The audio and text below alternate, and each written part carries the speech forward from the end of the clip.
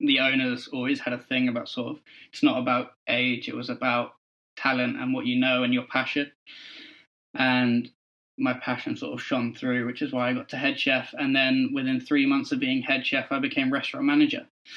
So within 6 months, I had worked my way from right at the bottom to right at the top very quickly. You are listening to Veggie Doctor Radio, and this is episode number 145.5. Welcome to Veggie Doctor Radio. I am your host, Dr. Yami, board-certified pediatrician, certified lifestyle medicine physician, certified health and wellness coach, author, speaker, mother, wife, and human being. I passionately believe in the power of diet, habits, and mindset in sparking and sustaining well-being and joy in our lives. This podcast combines expert interviews and thoughtful monologues to explore plant-based nutrition, lifestyle medicine, parenting, mindset, and other exciting and fun topics. I hope that these episodes inspire you, uplift you, and equip you with the knowledge and tools to live your best life. Are you ready to get started? Let's do it. Hey, veggie lovers. Welcome back to this bonus episode of Veggie Doctor Radio. Today, I have such a fun little episode for you with Chef Henry Hampshire, who is a very young vegan chef who has already done amazing things, and I can't wait to see what he does next. But before I tell you more about Henry, please remember that the information on this podcast is for informational and educational purposes only. It is not meant to replace careful evaluation and treatment. So if you have concerns about you or your child's eating, nutrition, or growth, please consult a doctor. Chef Henry Hampshire is a vegan chef and entrepreneur who has been manager and head chef in restaurants across London. Henry was studying under Chef Day Radley, who is the founder of the Vegan Chef School of Excellence, as well as being an international chef who has been executive chef in many restaurants across 3 continents. With Henry's extra training, he became Restaurant Manager of Raveoli, London's first vegan pasta restaurant, within 9 months of working there and still being just 18 years old. At this point, Henry wanted to move on and create his own venture. Since then, Chef Hampshire has hosted many vegan supper club events, as well as catering weddings, parties, and many more events. Henry has also released his own product, the Chef Henry Hampshire Vegan Cheese Kit. And we have a lovely conversation. It's cool to learn how and why he went vegan.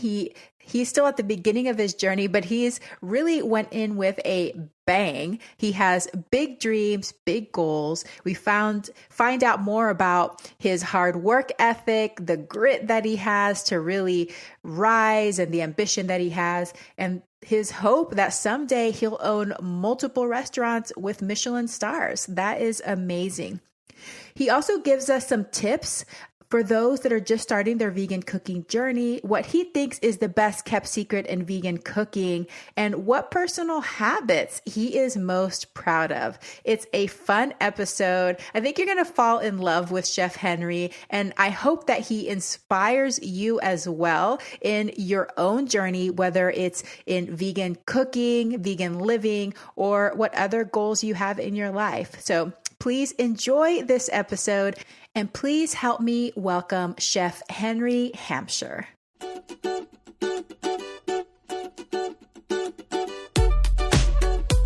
Chef Henry Hampshire, welcome to Veggie Doctor Radio. Hello. How are you doing today?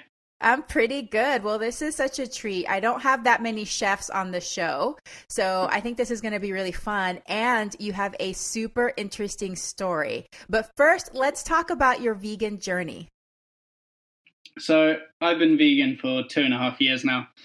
When I was just turned 16, I decided I wanted to go vegan. My family were already vegan, and it just got to the stage where I didn't want to cook sort of alternative meals to my family anymore. And looking at the health benefits, I decided to go vegan at the age of 16. Since then, I haven't looked back. It's definitely a good choice for my health. I was quite an overweight child, especially in my teen years. And I think since going vegan, my health has just improved a lot. I've lost a lot of weight in a good way.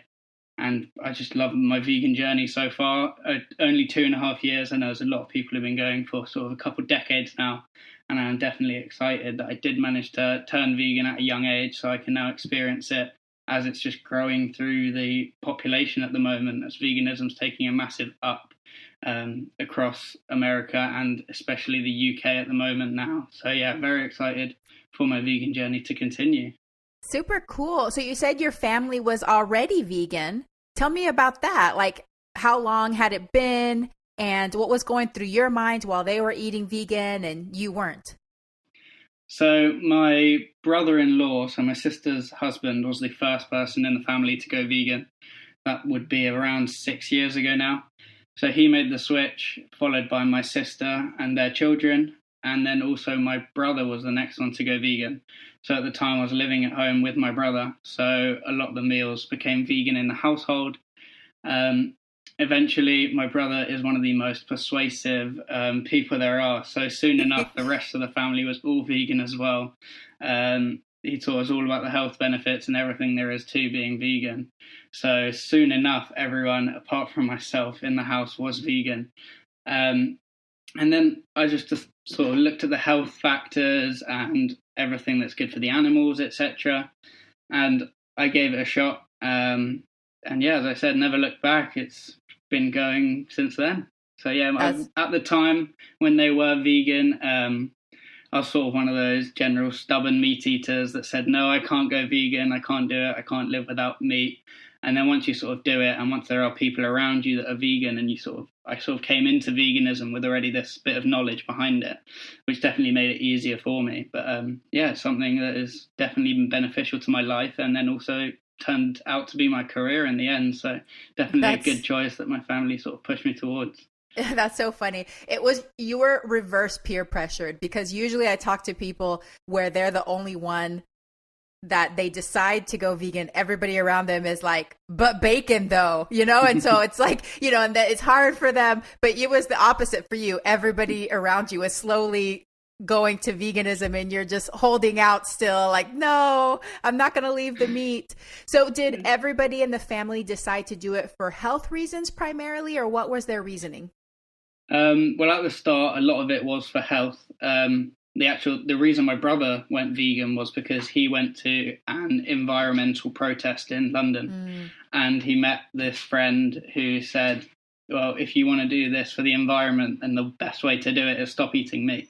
So he did it for the environment and the animals, as well as health, which I think is why so many people are going vegan, is because there's so many different reasons. Originally, I did go vegan for the health and also the well-being. And then since being vegan and learning so much about the animal cruelty that's on the other side, obviously you know about it a bit before, but sort of having a deep dive into that world of veganism, you learn a lot more about it. And now it's definitely a lot about the animals as well as it is about health and well-being, and also the environmental sort of impacts that just giving up meat and dairy can do for the planet. You kind of question why people don't know this and why this isn't on mainstream media, to be honest. Yeah. It's interesting how whenever you choose to do it for one reason, your eyes are opened up to all the other reasons and you can't deny it. But then it kind of just helps reinforce your choice, right? You're like, well, I do feel better. I feel like my body has improved in a better way for myself. I feel better. But then there's all these other reasons too, and it just kind of bolsters that decision. Exactly that. I feel like once you've got one reason, and then it kind of can snowball into more and more reasons until you are sort of super vegan, and you've got all these different reasons behind you. And it kind of is. That's why it becomes so hard to sort of look back. Yeah. If you go vegan for the health and you see your health improve, then you question what else it can do for you, and you learn so much more about it, and you just keep in this snowball effect, learning more and more about why veganism is so good. Absolutely. Well, I'm sure your brother is super happy because now you're in the restaurant industry, which is such a big part of veganism. So veganism, we know, encompasses all different types of lifestyle choices, but food is one of the biggest, right? So when people think of veganism, they automatically think of food. Some people think of all the food they're not going to have. And some people, now that they have been vegan, think of all the abundance of foods and different products and restaurants popping up all over the place. But you're so young, and your story is super interesting about how you have been climbing the ladder in the restaurant industry. So tell me how that even happened. How did you end up there and doing the work that you do right now?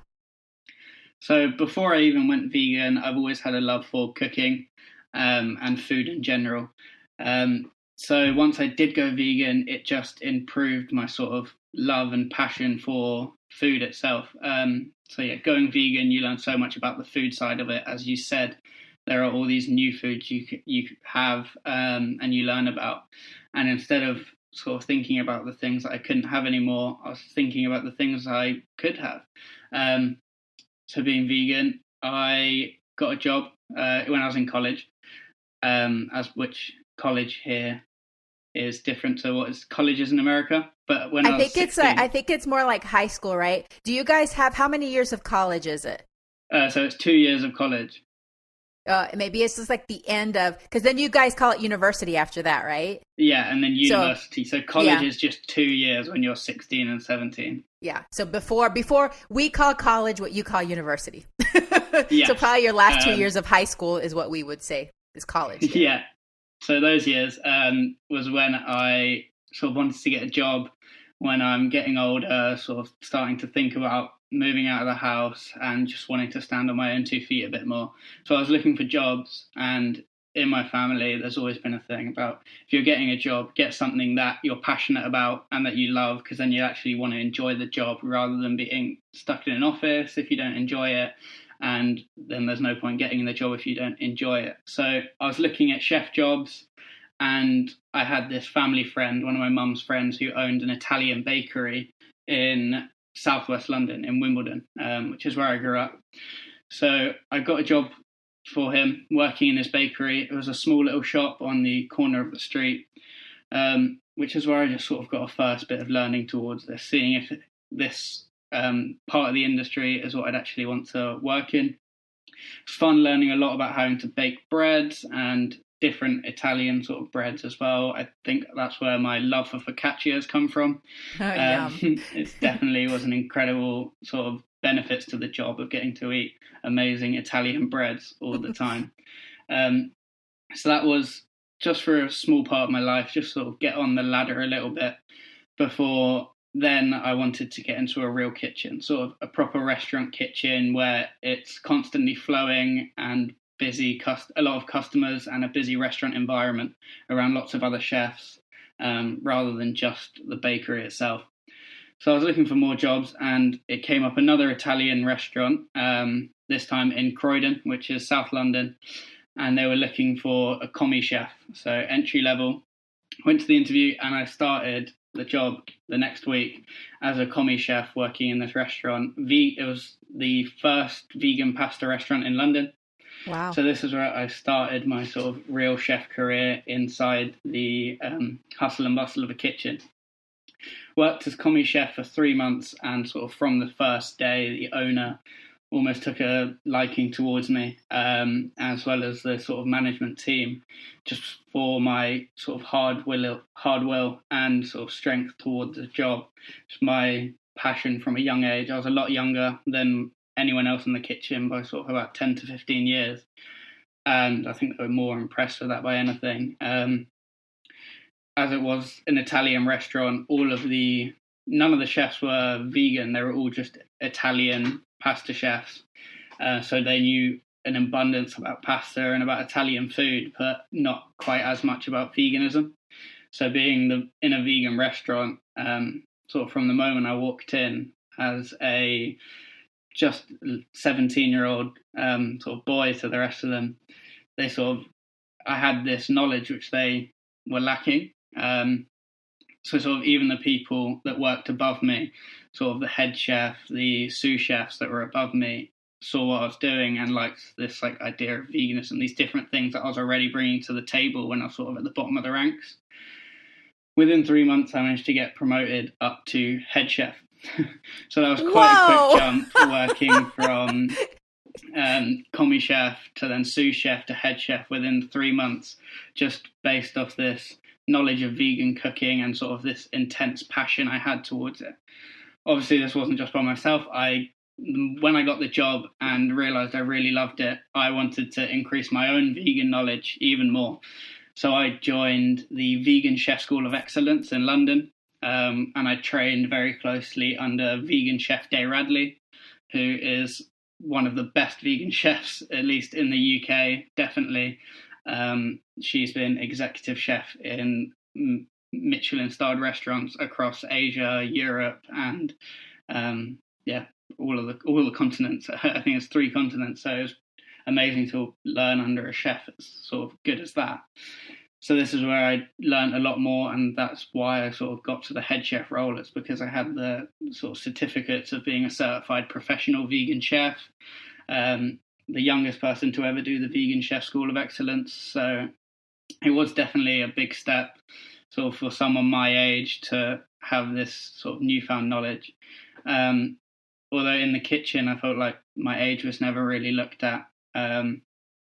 The owners always had a thing about sort of, it's not about age, it was about talent and what you know and your passion. And my passion sort of shone through, which is why I got to head chef. And then within 3 months of being head chef, I became restaurant manager. So within 6 months, I had worked my way from right at the bottom to right at the top very quickly. So I got to head chef due to my knowledge on vegan cooking and my passion for veganism, and I got to restaurant manager based on my sort of natural business skills that I've got from my family, with all 3 of my siblings having their own companies and running multiple different business ventures, and my mum running her own business ventures and being a top-end entrepreneur. I've always had this sort of knowledge for business and this passion for business as well as cooking. Which definitely helped me, because once you're head chef, you end up going to the meetings and being in the calls with the owners and with the restaurant manager. And it was just picked up and noticed that I put in a lot of effort and a lot of new ideas into the sort of owners' brains. And the company was doing okay, but from the ideas that I was giving them as head chef and I was creating new menus for them, and it was bringing in new customers. I had new deals and new lunchtime plans. I created a whole new lunchtime menu and lunchtime deal, and we increased our customer market by almost 4 times within sort of a month of me being head chef. So that is when I got given the restaurant manager role, worked my way up, and I really enjoyed it. It was definitely one of the best jobs I've ever had. And then I just decided, well, I've got these business ideas. I'm helping someone else's company. I was like, I can take what I've got from my sort of family and just set up my own business, rather than helping someone else's business, which I love doing, of course. Wanted to help their business out a lot as a small family-run business.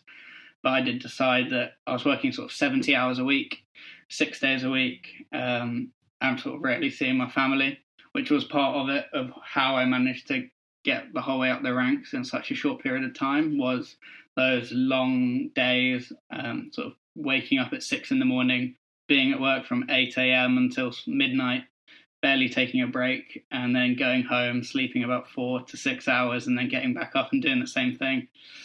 It was a lot of hard work, but I still loved the job. But that is when I decided to then create Vegan Chef Hampshire as a brand itself, put my face on the front of my own brand, and hopefully I'll have my own vegan restaurant, getting my own Michelin stars in the future. But at the moment, just working on my own business. So even though I took so much knowledge and learned so much from working there, it's definitely good to sort of step off the ship and then start my own venture. Yeah. Wow. What a journey. That's amazing. I mean, definitely I'm thinking of just that word grit, that's just a lot of work and a lot of effort you put into it. But it also sounds like you had a lot of fun. And I think that's what's really important is you were enjoying the process, you were putting in the hard work, but the value is so high for you because you were enjoying it and it was giving you this invaluable experience that you can take with you along your journey. So, wow, that's very, very amazing. So do you feel like your personality, you're just naturally a hard worker? Sometimes I think it's with everyone, if it's something that you care about and something that you really love and enjoy, you will put more effort into it. And I really loved cooking. I really loved this job. And I was putting as much work into it as I could. As I said, working those long days, sort of sacrificing my sleep just because I enjoyed it so much. And not just because I enjoyed the job, but because I had incredible people around me. My staff were amazing people. I loved being around them. And also the environment that I was in Croydon. I had a lot of sort of friends from there. And which is why I managed to sort of wake up every day at the crack of dawn, get into work and have a sort of a really fun day most days. It is that grit and determination, not from being sort of naturally hardworking. I wouldn't say in school I was definitely not hardworking because I just didn't enjoy it. The only things I was sort of hardworking in school was sort of football, playing a lot of football, which I cared about, and then my music and the subjects that I enjoy, which I think if you look at most children, you will see that the subjects they do well in are the ones that they enjoy the most. Yeah. Which is what I sort of learned coming straight out of school into the working world. I just really loved it. So I worked harder at it and got better. And it just shows how much I enjoyed it from what I got out in the end. That's so cool. Well, obviously the owner took you seriously and he thought that you were doing great work because he promoted you so quickly. But what about the rest of the chefs that you worked with? Were there times when they were like either jealous or skeptical, like this young dude, how is he rising in the ranks so quickly? Yeah, there definitely was a bit of sort of competitiveness between the rest of the staff. But I think it was taken well. I think a lot of them sort of understood the reasons behind it. It's because the owner always did believe in youth, because they wanted someone who could potentially take the business to the next level. And a lot of that experience comes from just sort of being young and having new creative ideas.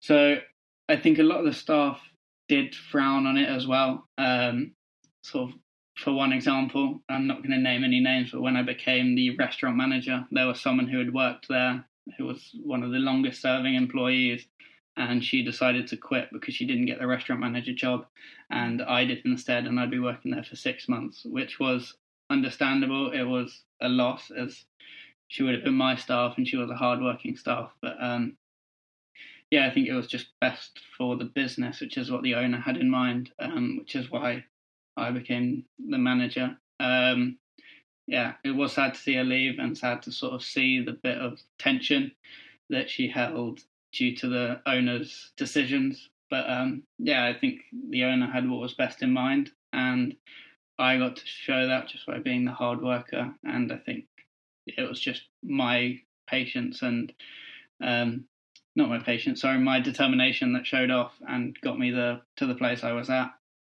That's so cool. Well, speaking of youth and creativity, what do you foresee in the future of the vegan restaurant industry? What do you think is going to happen, or what do you hope will happen? I hope that vegan restaurants take off, and I think we're seeing that already with new vegan restaurants popping up a lot more. And sort of, I don't know if you saw, but recently the first fully vegan restaurant got its Michelin star. Yes.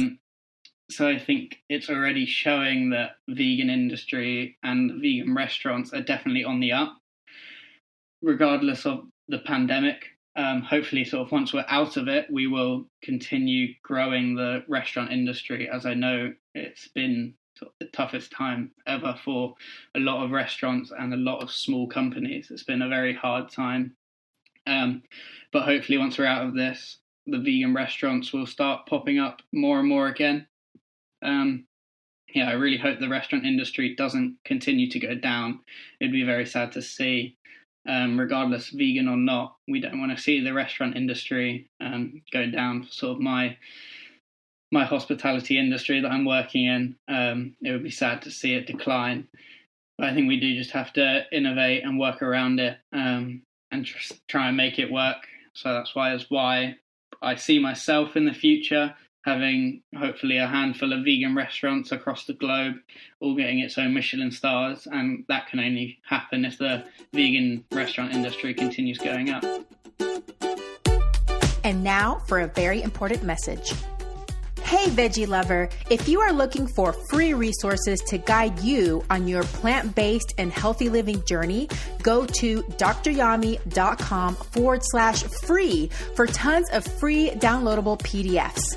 Hundreds of people have taken advantage of my tips to help them reduce meat and dairy consumption, navigate eating out, and build satisfying plant-based meals. Download one or download them all, and don't forget to share with friends and family. dryami.com/free. And now back to the episode. And I think it will do with sort of more like-minded people to myself. I mean, I'm not the only young vegan chef out there, and I hope that there's a lot more of them also with a similar passion of mine of setting up a vegan restaurant. And hopefully we will see them be popping up everywhere, sort of in LA, New York and London, beautiful places where I think there's a lot of restaurants already that have such a high reputation.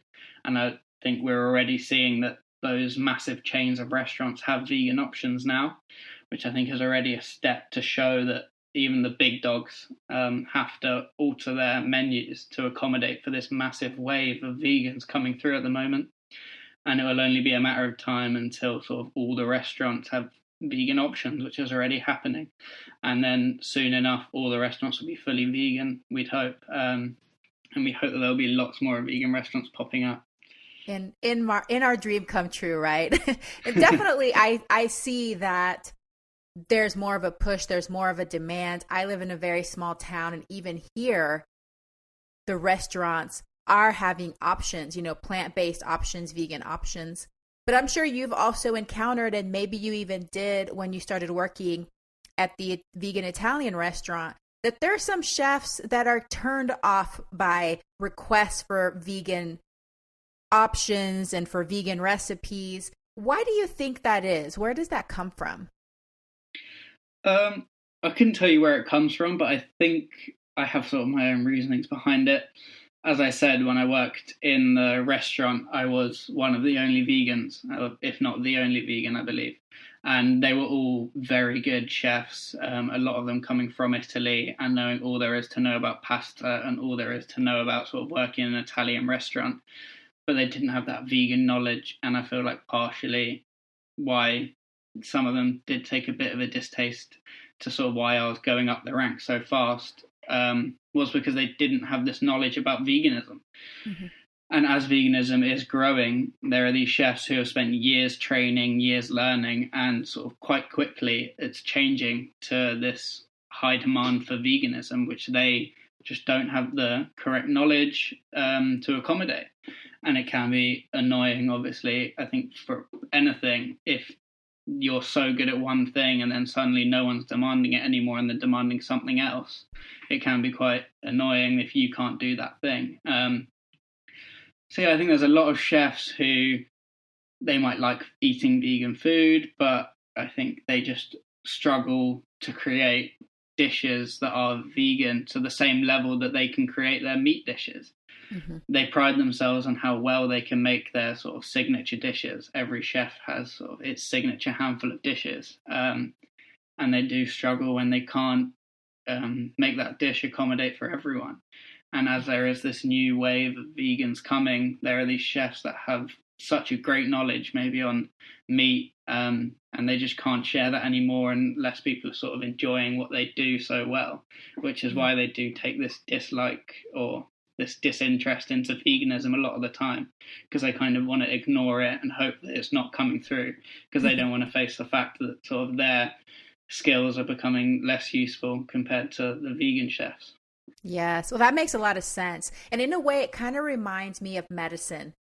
Whenever you're a doctor and you get set in your ways and you don't stay humble and open-minded to learn about the new evidence, learn about new techniques, read the research and stay up to date, you're going to get left behind. But also, I think some of those doctors get kind of grumpy and moody because they want to keep doing things the same way. And I can imagine that happens to chefs too. Like maybe they believe the only way to make this dish is to have lots of butter and to have bacon. And that's the only way it's going to taste good. And so they don't open their mind about new, creative, innovative ways to make a dish that may even turn out better than the original. I feel like there's some vegan versions of traditional recipes that to me taste better than the original. But if you didn't open your mind to it, you're believing, well, this is the only way. This is the only way I can make this, cook this, and that's it. My way or the highway, buddy, you know? So I feel like that happens sometimes. So it's very cool to talk about. I think that happens in a lot of industries where people can be set in their ways and they can be so good at something, and not be able to adapt it for sort of their own customer base, which is why, even though being a vegan chef, I wanted to create a lot of those comfort food staples and a lot of the things that everyone enjoys from their childhood of remembering eating like the best burgers in the world. And I want to recreate all of those dishes and make them vegan. And once you sort of learn the techniques and the skills of how to get each flavor from vegan alternatives, it does become sort of a lot easier to be vegan if you can have those things still in your diet that are made of plant-based alternatives, but still have that same taste and that still memory behind it. Yes, because I think that humans, we're not saying, I want to eat a cow or I want to eat a pig. We're saying, I want to eat something that tastes good. You know, we just want flavor. We want texture. We want satisfaction. We want to feel full. So it's not necessarily that I think people are tied to animal products because they come from animals. They're tied to animal products because they think that that's the only way to achieve the flavor and texture that they want, you know? So it's really important as a chef nowadays to stay open-minded and to be creative and to be innovative and to always question, is there a different way I can make this? Is there a different flavor I can add to this? I mean, I think that that's being a chef is one of the most creative things you can do, you know, to just play around and experiment in the kitchen. But speaking of that, I would love to talk about what you think is your favorite kitchen tool for vegan cooking. Well, I presume by tool you mean like utensil or sort of item in the kitchen that I use the most. And I think for every chef, vegan or not, you would always say a good chef's knife. Sort of the sharpest, best 8-inch, 6-inch chef's knives that you can afford.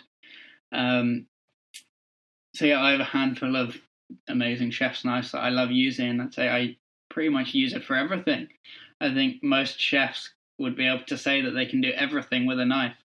So I'd say a good chef's knife and a nice big chopping board. Essentially get the biggest one you can fit on your counter.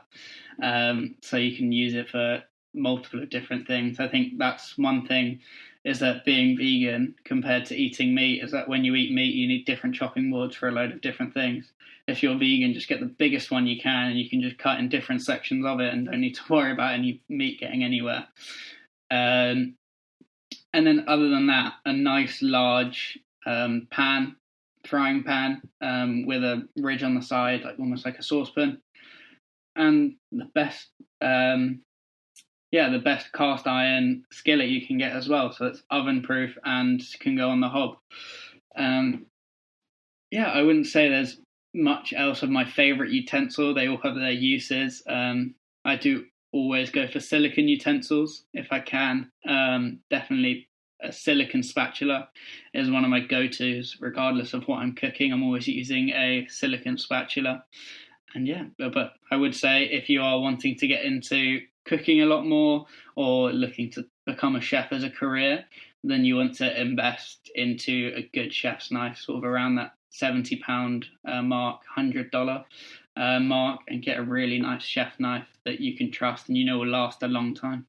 Nice. Do you carry yours around? Like, do you travel with yours in like a nice box or one of those roll up, like cloth Yeah, I things? know what I you see like mean. chefs have like their knives in these nice little setups. Do you carry yours like that? Well, often I do sort of wedding catering, and I go to do private events in people's homes, etc. And I just have my favorite knife has its own little case, a little plastic cover you put over the blade, and a nice little carrying box to put it in. The rest of them just stay in its knife block, and I wrap it in a tea towel just to make sure none of them fall out, and put them in a box. Yeah, no, I don't have one of those rolling mats that I use. I usually just wrap each knife individually for whatever I'm going to do. Apart from that one favourite knife of mine that I use for everything, which has its own plastic cover. Yeah. It's really important to have a nice, sharp knife that fits well and that feels well. It makes a huge difference. I think my first part of my cooking life, before I knew that, I had dull knives and nothing cuts right, and it's just not as fun to cook. And then when my husband went to Japan, he got me an authentic Japanese, like some fancy knife. It's even engraved in Japanese for me and all of that. And wow, huge difference. We keep it sharpened, and it's just so nice to be able to cook with that. It just feels so effortless, and it's also safer, right? So then you're less likely to cut yourself when you actually have a sharp knife. Tell me about cutting boards. So is there a certain type of cutting board that's best? They have the plastic ones, they have wooden, bamboo ones. Is there one that you like the best? Not necessarily. I think when you're in a commercial kitchen, you need the plastic ones that still have its different colours, just for hygiene and food safety. When I'm cooking in my own home, I have a really large bamboo cutting board. It works really well. If you are using bamboo, make sure not to put it in a dishwasher and not to keep it wet for too long. Otherwise it can split.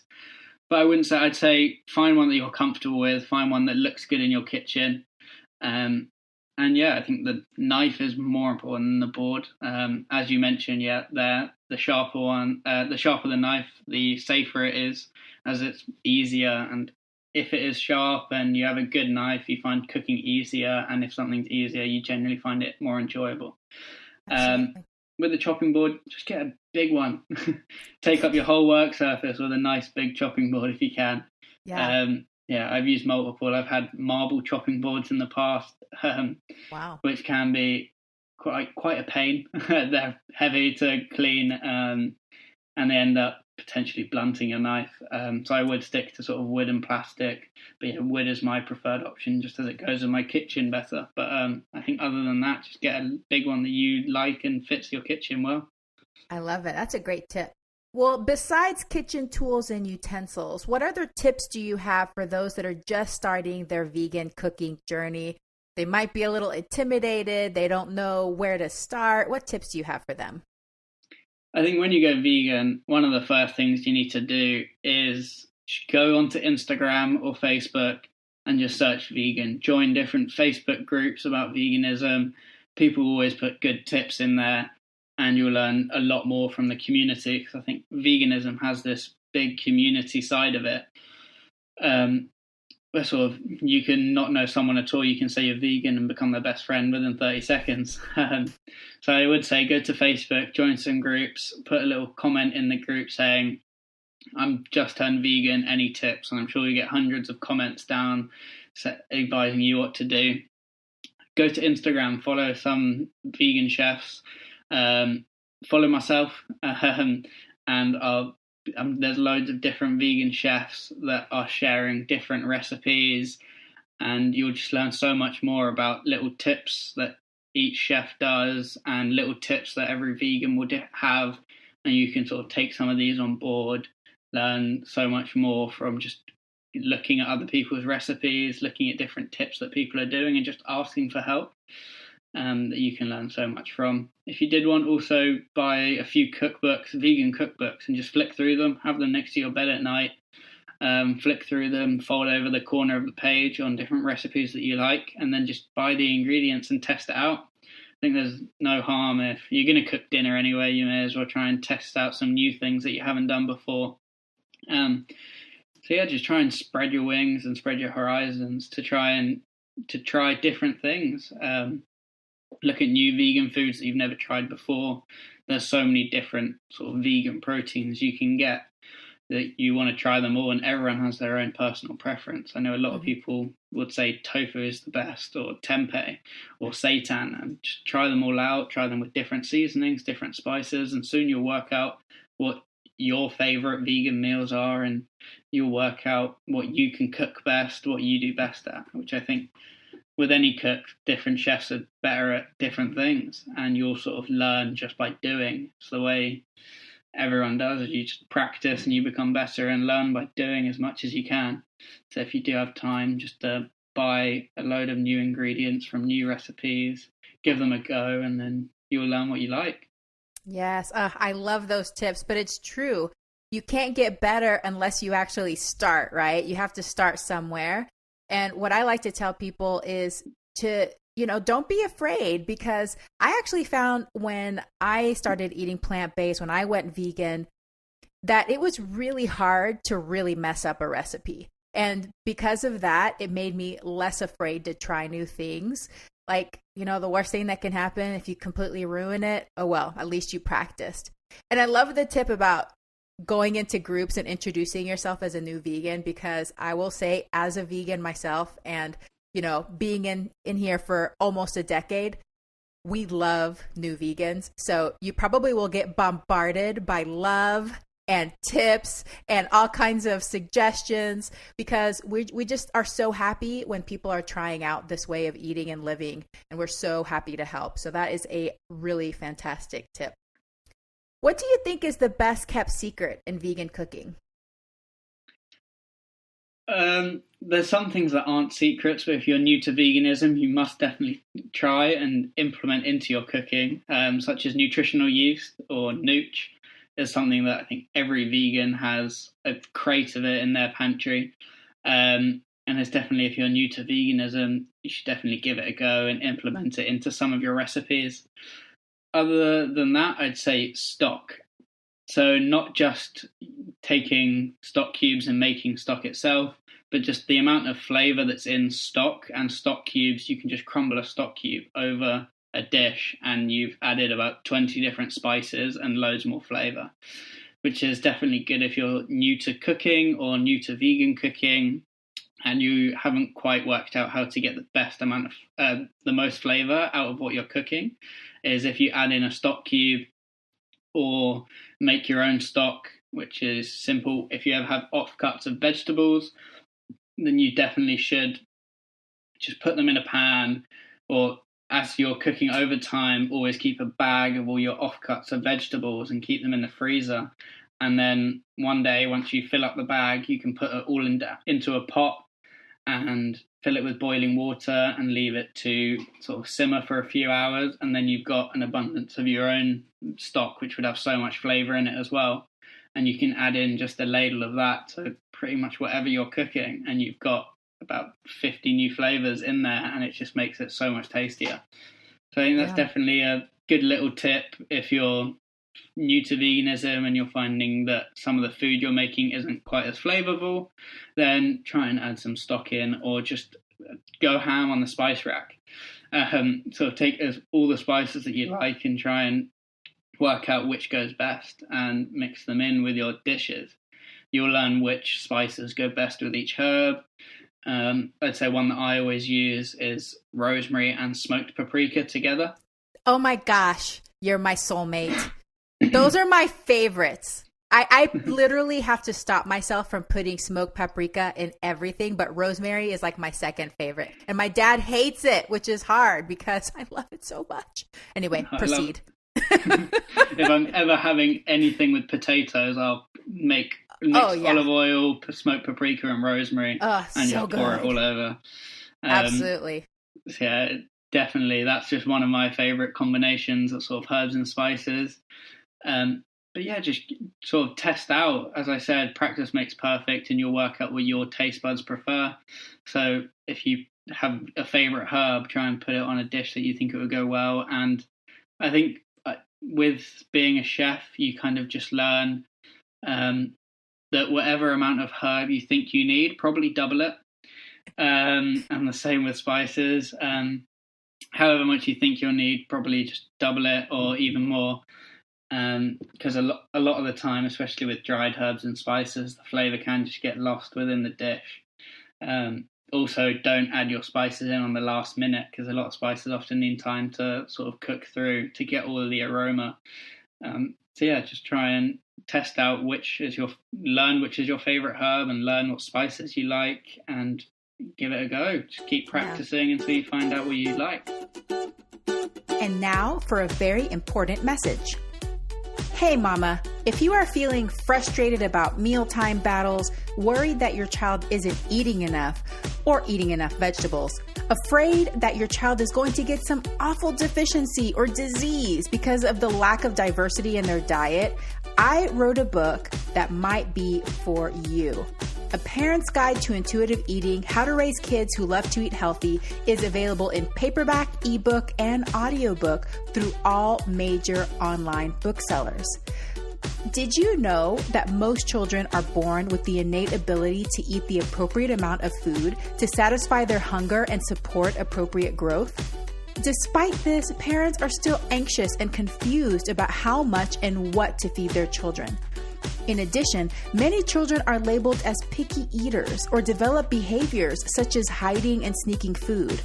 There's also a growing epidemic of dieting behaviors and eating disorders beginning at alarmingly young ages. In my book, you'll learn the 5 pillars of healthy eating, how to apply intuitive eating through all the stages of development, lifestyle habits that support healthy eating and body image, troubleshooting and problem solving for picky eaters, overeating, and dieting behaviors, how to create and foster a healthy body image in your children, how exploring your own body image and relationship with food will help raise an intuitive eater, and what foods to offer your child at different stages of development. A Parent's Guide to Intuitive Eating, How to Raise Kids Who Love to Eat Healthy, available in paperback, ebook, and audiobook through all major online booksellers. Are you ready for a fresh approach to feeding your child? For more information, visit dryami.com/book. And now, back to the episode. That's great. And yeah, you just cannot be afraid of using spices and flavor, because I think a lot of people have these really high expectations about plant foods. Like they don't like tofu, but they didn't add anything to it. You have to think of tofu as like a blank canvas. It's ready for you to add flavor, add spices, add herbs, different things. You can't just expect it by itself to just pop. You have to make it pop. So I love that tip of using either pre-made stock or making your own stock, playing around with spices. Don't be afraid. That is the way to make your food taste so delicious, is by adding these flavors to it. What do you wish more people knew? I wish more people knew how easy it is to actually be vegan. I think, as I said, once you are a new vegan, if you sort of follow those tips of going into different Facebook groups and getting advice, then you can learn so much so quickly. And I think so many people, especially with veganuary just gone, they'll want to test out veganism, they'll try it, and they'll try and go at veganism with the same mind that they go at meat eating. And you have to learn that it's just a different approach to sort of vegan cooking as it is to meat cooking. And it becomes really easy once you practice it, once you know what you like, and once you know how to do something, then you just get better at it the more you do it. So veganism can be super easy if you don't go at it with the mind. As you just mentioned there with tofu, you have to see it as a blank canvas, whereas if you look at a meat steak, you can just have it as it is, where if you look at tofu, you have to add those spices and you can turn it into the same flavor of a meat steak just by adding sort of a bunch of different herbs and spices, and you can get a very similar result that is plant-based. But if you don't have that knowledge, then you'll find it difficult and you will struggle. And I think a lot of people that are meat eaters don't know how easy it can be to be vegan. Mm-hmm. At the start, there is a bit of a hard patch where you just have to push through that sort of little bit at the start once you're trying to find your feet in the vegan world. But once you do, it just becomes like a walk in the park and it gets a lot easier.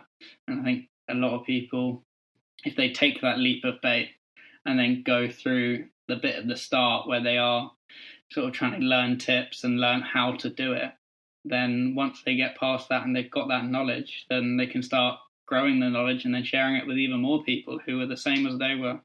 I love it. Yes, just like in your family, it's a ripple effect, right? We can influence and pass this knowledge on to the people around us in a good way, and to approach it with curiosity and with an open mind, I think is one of the best ways to do it.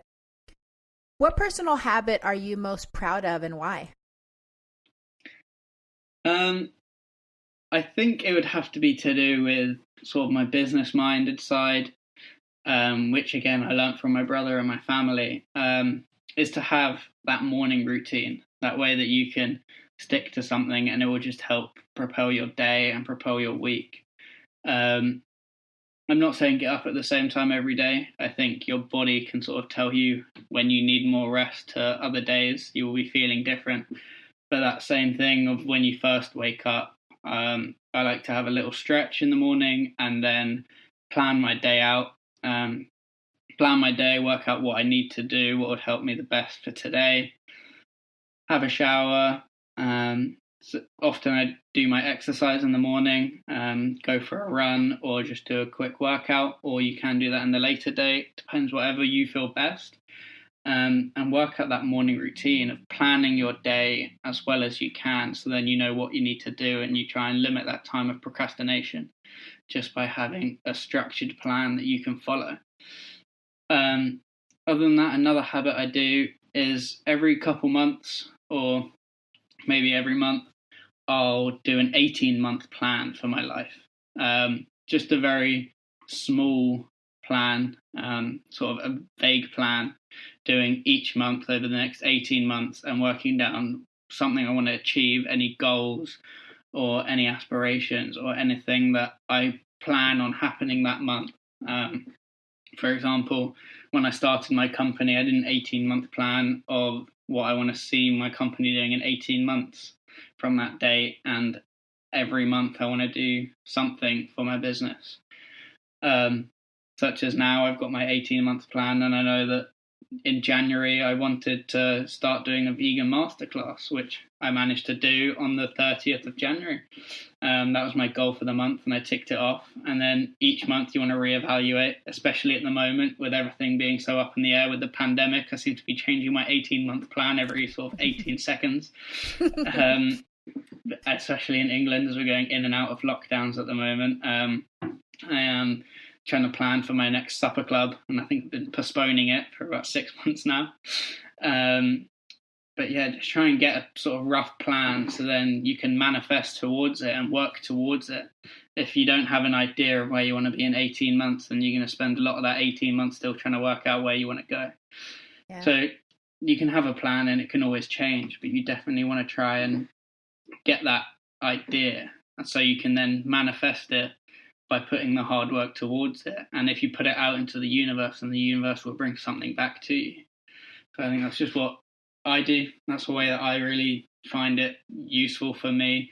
And it's definitely helped me with my business. Is like if I have a goal for a month, for a certain month, then I will work hard towards it. Mm-hmm. Which, going back to my habits, is that if I start something, especially with my business or especially anything to do with sort of the business world, is that if I start something or set my goals to accomplish something, I will work as hard as I can to achieve it.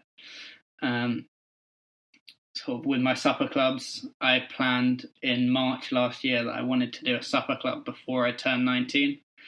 And we got put in lockdown soon after, and then I decided that I was going to do it before I was 18, no matter what. So a week before my 19th birthday, the lockdown had calmed down in the UK, and I got my permit, and it was legal to do, and I managed to do one just before I turned 19.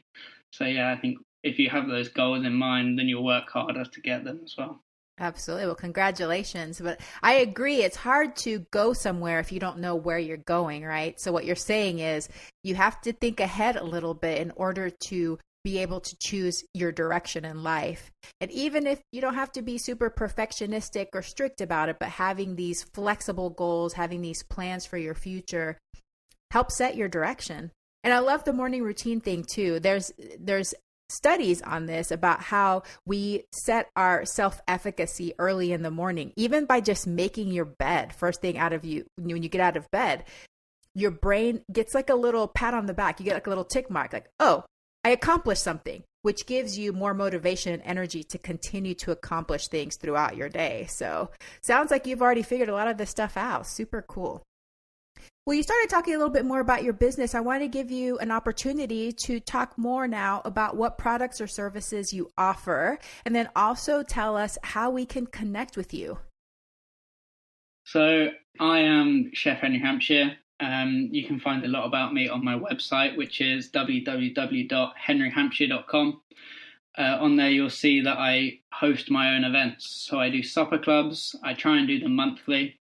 However, at the moment with the pandemic, struggling, but they're all UK based in London and around London. In the area where I'm based in Farnham, Surrey, I do all my supper clubs, as well as during lockdown, am now doing masterclasses. So I'm doing online events every month, where I will be doing a Zoom class with a bunch of people all joining me together, and I'm teaching how to make different vegan recipes and different vegan skills so I can help other people on their vegan journey learn new vegan tips and tricks and different chef tips and tricks about how to utilize your kitchen the most.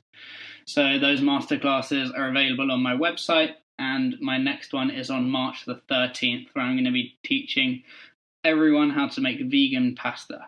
So fresh vegan pasta, as they make it in Italy, with some slight alterations to make it vegan, which is exactly what I learned in my job at the vegan pasta restaurant in London. I'll be sharing all my knowledge about pasta and how to make the best vegan pasta, whilst showing people how to make a mushroom and garlic ravioli, as well as a creamy pea tagliatelle. Other than that, you can find so much more about me and check in on my day-to-day life at my Instagram, which is chef_Hampshire. You can find very similar content also on my Facebook page, which is also Chef Hampshire. Awesome. Oh my gosh, my mouth is watering. That is so amazing. Now, when you teach these master classes, is it all live, or can people purchase them on demand as well? So it is a live event.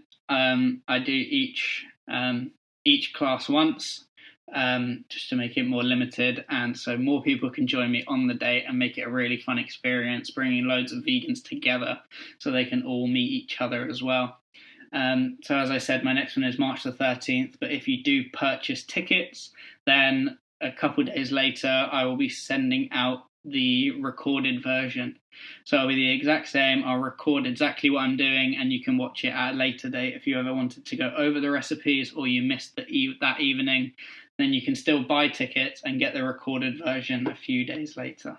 Perfect. Oh, wow. What a skill to learn. I took the plant-based certification. So I did learn to make pasta from scratch, but that is definitely such a nice skill to have. You can impress your friends, impress your family, and it's just so delicious. So that is so cool. All right. So we can find you at henryhampshire.com, on Instagram, on Facebook, masterclasses, supper clubs. If you are lucky enough to live near Henry and be in one of his supper clubs, that would be amazing.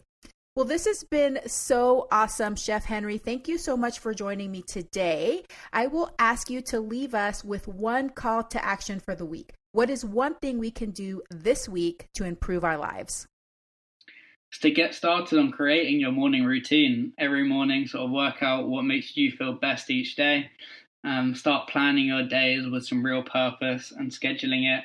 And then also, if you did have time this week, do an 18-month plan. It doesn't take long, but write down the months for the next 18 months. And just put one goal you want to accomplish every month, or one target you want to try and hit at the end of those 18 months. Just try and put your passion into those morning routines and try and start manifesting what you want for the future as well. I love it. That is such a great call to action. Well, I am just so proud of you, so impressed with everything that you're doing at such a young age. I can't wait to see everything that you create and you manifest over the next few years. Thank you so much for being on Veggie Doctor Radio, and I hope that you have a very plantastic day. Thank you, Yami, and have a good day to everyone else. Hey, veggie lover. I hope that you loved today's episode. Will you take a second and do me a huge favor? Please subscribe to my podcast so that you never miss an episode. You're the reason I'm here, and I want to share it all with you. Thank you for listening, and have a plantastic day.